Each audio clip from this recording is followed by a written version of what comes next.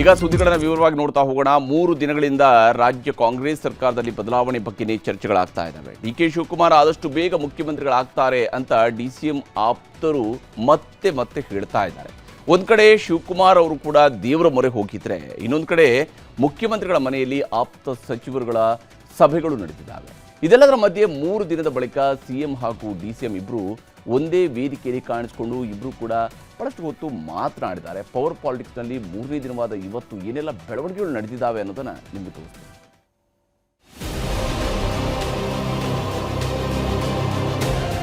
ಕಳೆದ 3 ದಿನಗಳಿಂದ ರಾಜ್ಯ ರಾಜಕೀಯದಲ್ಲಿ ಆಗ್ತಿರೋ ಬೆಳವಣಿಗೆಗಳು ಒಂದಾ ಎರಡ. ಮುಖ್ಯಮಂತ್ರಿ ಕುರ್ಚಿಗಾಗಿ ಡಿ.ಕೆ. ಶಿವಕುಮಾರ್ ಪಟ್ಟು ಹಿಡಿದಿದ್ದಾರೆ ಅನ್ನೋ ಸುದ್ದಿ ಕಾಡ್ಗಿಚ್ಚಿನಂತೆ ಕಾಂಗ್ರೆಸ್ ಪಾಳೆಯದಲ್ಲಿ ಸದ್ದು ಮಾಡುತ್ತಿದೆ. 2.5 ವರ್ಷ ಸರ್ಕಾರಕ್ಕೆ ತುಂಬುತ್ತಿದ್ದಂಗೆ ಡಿ.ಕೆ. ಶಿವಕುಮಾರ್ ಸಿಎಂ ಕುರ್ಚಿಗಾಗಿ ಪಟ್ಟು ಹಿಡಿದಿದ್ದು, ಅವರ ಆಪ್ತರು ಕೂಡ ಅದೇ ಅಭಿಪ್ರಾಯವನ್ನ ಮತ್ತಷ್ಟು ಜೋರಾಗಿಯೇ ವ್ಯಕ್ತಪಡಿಸುತ್ತಿದ್ದಾರೆ. ಇದಕ್ಕೆ ಪುಷ್ಟಿ ಕೊಡುವಂತೆ ಡಿಸಿಎಂ ಆಪ್ತ ಶಾಸಕರು, ಸಚಿವರು, ಎಂಎಲ್ಸಿಗಳು ದೆಹಲಿಗೂ ಹೋಗಿ ಬರ್ತಿದ್ದಾರೆ. ಇನ್ನೊಂದು ಕಡೆ 3 ದಿನದಿಂದ ಮುಖ್ಯಮಂತ್ರಿ ಸಿದ್ದರಾಮಯ್ಯನವರಾಗಲಿ ಡಿ.ಕೆ. ಶಿವಕುಮಾರ್ ಆಗಲಿ ಮುಖಾಮುಖಿ ಆಗಿರಲಿಲ್ಲ. ಸಿಎಂ ನಾನೇ 5 ವರ್ಷ ಮುಖ್ಯಮಂತ್ರಿ ಅಂತ ಪದೇ ಹೇಳ್ತಿದ್ರೆ ಹೈಕಮಾಂಡ್ ಹೇಳಿದ್ದೇ ಅಂತಿಮ. ಮುಖ್ಯಮಂತ್ರಿಗಳಿಗೆ ಆಲ್ ದಿ ಬೆಸ್ಟ್ ಅಂತಾನೆ ಡಿ.ಕೆ. ಶಿವಕುಮಾರ್ ಕೊಟ್ಟಿದ್ದ ಉತ್ತರ ಎಲ್ಲಾ ಕಡೆ ವೈರಲ್ ಆಗಿದೆ. ಇಷ್ಟೆಲ್ಲ ಆಗ್ತಿರುವಾಗಲೇ ಇವತ್ತು ಮುಖ್ಯಮಂತ್ರಿ ಸಿದ್ದರಾಮಯ್ಯ, ಉಪಮುಖ್ಯಮಂತ್ರಿ ಡಿ.ಕೆ. ಶಿವಕುಮಾರ್ ಒಟ್ಟಿಗೆ ಕಾಣಿಸ್ಕೊಂಡ್ರು.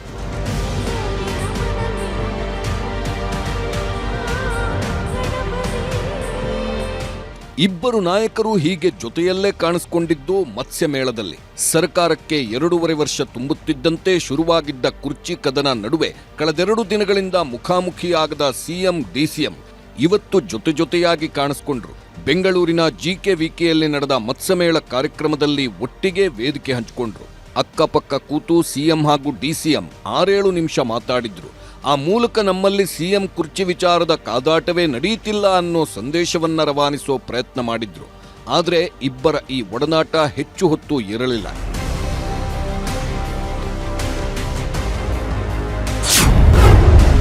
ಕಾರ್ಯಕ್ರಮದಿಂದ ಅರ್ಧಕ್ಕೆ ಹೊರಟ ಡಿಸಿಎಂ. ಜಿಕೆವಿಕೆ ಕಾರ್ಯಕ್ರಮದಲ್ಲಿ ಉಪಮುಖ್ಯಮಂತ್ರಿ ಹೆಚ್ಚು ಹೊತ್ತು ಇರಲಿಲ್ಲ.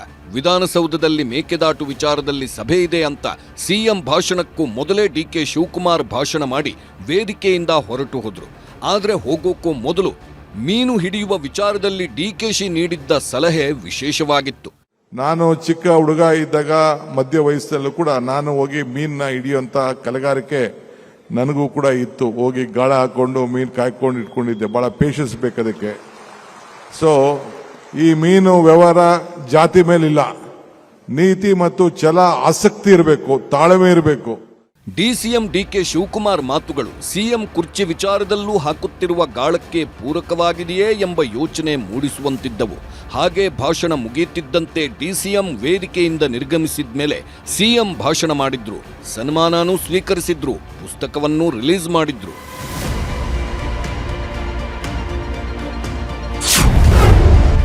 ಸಿಎಂ ಮನೆಗೆ ಸಚಿವರು, ಶಾಸಕರ ಪರೇಡ್. ಸಿಎಂ ಡಿಸಿಎಂ ಮುಖಾಮುಖಿಯಾಗೋಕ್ಕೂ ಮೊದಲು ಮುಖ್ಯಮಂತ್ರಿಗಳ ನಿವಾಸಕ್ಕೆ ಶಾಸಕರು, ಸಚಿವರ ದಂಡೇ ಹರಿದು ಬಂದಿತ್ತು. ಸಚಿವರಾದ ಸತೀಶ್ ಜಾರಕಿಹೊಳಿ, ಬೈರ್ತಿ ಸುರೇಶ್ ಅರ್ಧ ಗಂಟೆಗೂ ಹೆಚ್ಚು ಕಾಲ ಮಾತುಕತೆ ನಡೆಸಿದ್ರು. ಆಮೇಲೆ ಚನ್ನಪಟ್ಟಣ ಶಾಸಕ ಸಿಪಿ ಯೋಗೇಶ್ವರ್ ಬಂದ್ರು, ಶಾಸಕ ಅಜಯ್ ಸಿಂಗ್ ಬಂದ್ರು, ಯಾಸಿರ್ ಪಠಾಣ್, ಸಂಗಮೇಶ್, ಶ್ರೀನಿವಾಸ್ ಮಾನೆ, ರಿಜ್ವಾನ್ ಅರ್ಷದ್, ವಿಜಯಾನಂದ ಕಾಶಪ್ಪನವರ್ ಭೇಟಿ ನೀಡಿ ಸಿಎಂ ಜೊತೆ ಚರ್ಚೆ ನಡೆಸಿದ್ರು. ಸಿಎಂ ಭೇಟಿ ಬಳಿಕ ಮಾತಾಡಿದ ಜೇವರ್ಗಿ ಶಾಸಕ ಡಾಕ್ಟರ್ ಅಜಯ್ ಸಿಂಗ್, ನಾನೂ ಮಂತ್ರಿ ಸ್ಥಾನದ ಆಕಾಂಕ್ಷಿ, ಅದನ್ನೇ ಸಿಎಂ ಹತ್ತಿರ ಹೇಳಿದ್ದೀನಿ, ಆದ್ರೆ ಎಲ್ಲ ಹೈಕಮಾಂಡ್ ತೀರ್ಮಾನಿಸುತ್ತೆ ಅಂತ ಹೇಳಿ ಸುಮ್ಮನಾದ್ರು. ನಾನಂತೂ ಆಕಾಂಕ್ಷಿ ಇದ್ದೀನಿ, ತಮ್ಗೆಲ್ಲರೂ ಕೂಡ ಗೊತ್ತೇ ಇದೆ. 2018 23 ನಾನು ಆಕಾಂಕ್ಷಿ ಇದ್ದೇನೆ. ಇವಾಗ ಇದೆಲ್ಲವನ್ನು ಕೊನೆಯದಾಗಿ ಒಂದು ತೀರ್ಮಾನ ತಗೊಳ್ಬೇಕಂದ್ರೆ ನಮ್ಮ ಪಕ್ಷದ ಹೈಕಮಾಂಡ್. ಒಂದು ಕಡೆ ಮುಖ್ಯಮಂತ್ರಿಗಳ ಮನೆಗೆ ಸಚಿವರು, ಶಾಸಕರುಗಳ ದಂಡೇ ಹರಿದು ಬರ್ತಿದ್ರೆ, ಇನ್ನೊಂದು ಕಡೆ ಡಿ.ಕೆ. ಶಿವಕುಮಾರ್ ಮುಖ್ಯಮಂತ್ರಿ ಆಗುವ ಕಾಲ ಯಾವಾಗ ಬೇಕಿದ್ರೂ ಬರಬಹುದು ಅಂತ ಡಿಕೆಶಿ ಆಪ್ತ ಶಾಸಕರು ಹೇಳುತ್ತಿದ್ದಾರೆ. ಡಿ.ಕೆ. ಶಿವಕುಮಾರ್ ಪರ ಹೈಕಮಾಂಡ್ ಬಳಿ ಮನವಿ ಮಾಡಲು ಹೋಗಿದ್ದ ಶಾಸಕರ ದಂಡು ದೆಹಲಿಯಿಂದ ವಾಪಸ್ ಬಂದಿದೆ. ಹೊಸಕೋಟೆ ಶಾಸಕ ಶರತ್ ಬಚ್ಚೇಗೌಡ, ಡಿ.ಕೆ. ಶಿವಕುಮಾರ್ ಸಂಬಂಧಿಕರು ಆಗಿರುವ ಎಂಎಲ್ಸಿ ರವಿ, ಆನೇಕಲ್ ಶಾಸಕ ಶಿವಣ್ಣ, ನೆಲಮಂಗಲ ಶಾಸಕ ಶ್ರೀನಿವಾಸ್, ಯಶವಂತಪುರ ಶಾಸಕ ಎಸ್.ಟಿ. ಸೋಮಶೇಖರ್ ಕೂಡ ದೆಹಲಿಯಿಂದ ವಾಪಸ್ಸಾದ್ರು. ಒಬ್ರು ಹೌದು ಡಿ.ಕೆ. ಶಿವಕುಮಾರ್ ಅವರಿಗೆ ಸಿಎಂ ಸ್ಥಾನ ಕೇಳಲು ಹೋಗಿದ್ವಿ ಅಂದ್ರೆ, ಇನ್ನು ಕೆಲವರು ಮಂತ್ರಿ ಸ್ಥಾನ ಕೇಳಲು ಹೋಗಿದ್ವಿ ಅಂದ್ರು. ಇನ್ನು ಕೆಲವರು ಏರ್ಪೋರ್ಟ್ನಿಂದ ಹೊರಗೆ ಬಂದರೂ ದೆಹಲಿಗೆ ಹೋಗಿರಲಿಲ್ಲ ಅಂತ ಹೇಳಿದ್ದು ಅಚ್ಚರಿ ಹುಟ್ಟಿಸ್ತು. ಎಲ್ಲ ಒಳ್ಳೇದಾಗುತ್ತೆ, ಶುಭ ದಿನ ಶುಭಗಳಿಗೆ ಬರುತ್ತೆ.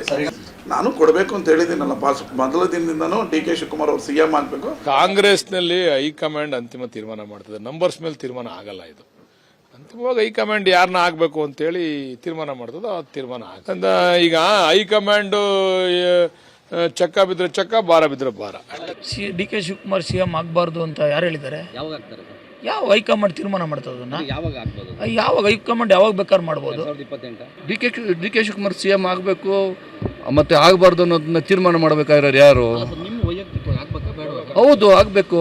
ಹೈಕಮಾಂಡ್ ಹತ್ರ ಹೋಗ್ಬಿಟ್ಟು ಹೈಕಮಾಂಡಿನ ಆಶೀರ್ವಾದ ಪಡ್ಕೊಂಡು ಬರಕ್ ಹೋಗಿದ್ದು. ಹೈಕಮಾಂಡ್ ತೀರ್ಮಾನಕ್ಕೆ ಬಿಟ್ಟಿದ್ದು, ಹೈಕಮಾಂಡ್ ಏನ್ ತೀರ್ಮಾನ ಮಾಡುತ್ತೋ ಆ ತೀರ್ಮಾನಕ್ಕೆ ನಾವೆಲ್ಲರೂ ಕೂಡ ಬದ್ಧರಾಗಿರ್ತೀವಿ. ನಾವು ಹೋಗಿದ್ದು ನಮ್ಗೆ ಕೇಳೋಣ ಅಂತ ಹೇಳ್ಬಿಟ್ಟು ಹೋಗಿದ್ದು. ಅದಕ್ಕೆ ನಿಮ್ ಟಿವಿ ಬಂದಿದ್ದ ಮಾಧ್ಯಮದಾಗೆಲ್ಲ ಬರೋ ಪ್ರಚಾರ ನೋಡ್ಬಿಟ್ಟು ನಾವ್ ಯಾರನ್ನು ಮೀಟ್ ಮಾಡಿದ್ರೆ ಸುಮ್ಮನೆ ಬಂದ್ಬಿಟ್ಟು. ಕಾಂಗ್ರೆಸ್ ಸರ್ಕಾರ 2028ಕ್ಕೆ ಅಧಿಕಾರಕ್ಕೆ ಬರಬೇಕು ಅನ್ನೋದನ್ನ ಆಶಾಭಾವನೆಯಲ್ಲಿ ಅದೇ ಆ ಒಂದು ದಿಕ್ಕಿನಲ್ಲಿ ಯೋಚನೆ ಮಾಡ್ತಾ ಇದ್ದೀನಿ ನಾನು. ಅದನ್ನ ನಾನು ಕಾಮೆಂಟ್ ಮಾಡ್ಲಿಕ್ಕೆ ಹೋಗಲ್ಲ. ಡಿ ಕೆ ಶಿವಕುಮಾರ್ ಮನೆಯಲ್ಲಿ ನಿನ್ನೆ ರಾತ್ರಿ ನಡೆದ ಪೂಜೆ ಹೊಸ ಚರ್ಚೆಗಳನ್ನ ಹುಟ್ಟುಹಾಕಿದೆ. ಇಷ್ಟಾರ್ಥ ಸಿದ್ಧಿಗಾಗಿ ಜೇನುಕಲ್ಲು ಸಿದ್ದೇಶ್ವರ ಶ್ರೀ ಮೊರೆ ಹೋಗಿದ್ದು, ಸದಾಶಿವನಗರದ ಮನೆಯಲ್ಲಿ ಡಿ ಕೆ ಶಿವಕುಮಾರ್ ಪತ್ನಿ ಜೊತೆಗೆ ವಿಶೇಷ ಪೂಜೆ ಸಲ್ಲಿಸಿದ್ದಾರೆ. 1 ಗಂಟೆಗೂ ಹೆಚ್ಚು ಕಾಲ ಜೇನುಕಲ್ ಸಿದ್ದೇಶ್ವರ ಪಲ್ಲಕ್ಕಿ ಪೂಜೆ ನಡೆದಿದೆ. ಇತ್ತೀಚೆಗಷ್ಟೇ ಅರಸೀಕೆರೆಗೆ ಹೋಗಿದ್ದ ಡಿಕೆಶಿ ಜೇನುಕಲ್ ಬೆಟ್ಟದಲ್ಲಿ ವಿಶೇಷ ಪೂಜೆ ಸಲ್ಲಿಸಿ ಬಂದಿದ್ರು. ಈಗ ಜೇನುಕಲ್ಲು ಪಲ್ಲಕ್ಕಿಯನ್ನ ಮನೆಗೆ ಕರೆಸಿಕೊಂಡು ಪೂಜೆ ಮಾಡಿಸಿದ್ರು. ಅಂದಹಾಗೆ ಜೇನುಕಲ್ಲು ಸಿದ್ದೇಶ್ವರನಿಗೆ ಹರಕೆ ಹೊತ್ಕೊಂಡ್ರೆ 100ಕ್ಕೆ 100 ಫಲ ಸಿಗುತ್ತೆ ಅನ್ನೋ ನಂಬಿಕೆ ಇದೆ. ಯಡಿಯೂರಪ್ಪನವರು ಜೈಲಿಗೆ ಹೋಗುವ ಸಂದರ್ಭ ಬಂದಿತ್ತು. ಆಗ ಯಡಿಯೂರಪ್ಪನವರು ಇದೇ ಜೇನುಕಲ್ಲು ಸಿದ್ದೇಶ್ವರನಿಗೆ ಪೂಜೆ ಸಲ್ಲಿಸಿ ಹರಕೆ ಹೊತ್ಕೊಂಡಾಗ ಕಷ್ಟಗಳೆಲ್ಲ ದೂರವಾಗಿತ್ತಂತೆ. ಕೊನೆಗೆ ಮುಖ್ಯಮಂತ್ರಿ ಹುದ್ದೆಯನ್ನು ಅಲಂಕರಿಸಿದ ಮೇಲೆ ಜೇನುಕಲ್ಲು ಸಿದ್ದೇಶ್ವರನ ಸನ್ನಿಧಿಯಲ್ಲಿ ಅಭಿವೃದ್ಧಿ ಕೆಲಸಗಳನ್ನು ಮಾಡಿಸಿದ್ರು. ಹೀಗಾಗಿ ಡಿ ಕೆ ಶಿವಕುಮಾರ್ ಕೂಡ ವಿಶೇಷ ಪೂಜೆ ಮಾಡಿಸಿ ಇಷ್ಟಾರ್ಥ ಸಿದ್ಧಿಗಾಗಿ ಸಂಕಲ್ಪ ಮಾಡಿಕೊಂಡಿದ್ದಾರೆ. ಪೂಜೆ ಪುನಸ್ಕಾರ ಅಂತ ಅವರು ಸಂಕಲ್ಪ ಮಾಡ್ಕೊಂಡು ಹೋಗಿದ್ರು, ಮನೆ ಕರೆಸ್ತೀವಿ ಅಂತ ಹೇಳಿದ್ ಮಾಡ್ಕೊಂಡು ಹೋಗಿದ್ರು. ಹಂಗಾಗಿ ಅವ್ರ ಮೇಲೆ ಪೂಜೆ ಪುನಸ್ಕಾರ ಮಾಡ್ಕೊಂಡು ಸಂಕಲ್ಪ ಮಾಡ್ಕೊಂಡು ಮಂಗಳಾರತಿ ಮಾಡ್ಕೊಂಡು ನಂತರ ಬಂದರು. ಯಡಿಯೂರಪ್ಪನವ್ರು ಬರ್ತಾರೆ, ಇಲ್ಲಿ ಒಂದು ಪೂಜೆ ಮಾಡಿಸ್ಬೇಕು ಅಂತ ಹೇಳಿದ್ರು. ಬಂದ್ರು. ನಾಳೆ ಕೋಲ್ಡ್ ನಾನು ಜೈಲಿಗೆ ಹೋಗ್ಬೇಕು ಅಂತ ಇತ್ತು. ನಾನು ಸಿದ್ದಪ್ಪನ ಪ್ರಾರ್ಥನೆ ಮಾಡ್ಕೊಂಡೆ, ಅದರಿಂದ ನನಗೆ ಒಳ್ಳೇದಾಯ್ತು. ಜೇನುಕಲ್ಲು ಸಿದ್ದೇಶ್ವರ ದೇವರಿಗೆ ಡಿ ಕೆ ಶಿವಕುಮಾರ್ ಈ ಹಂತದಲ್ಲಿ ಹರಕೆ ಕಟ್ಟಿಕೊಂಡಿರೋದು ವಿಶೇಷವಾಗಿದೆ.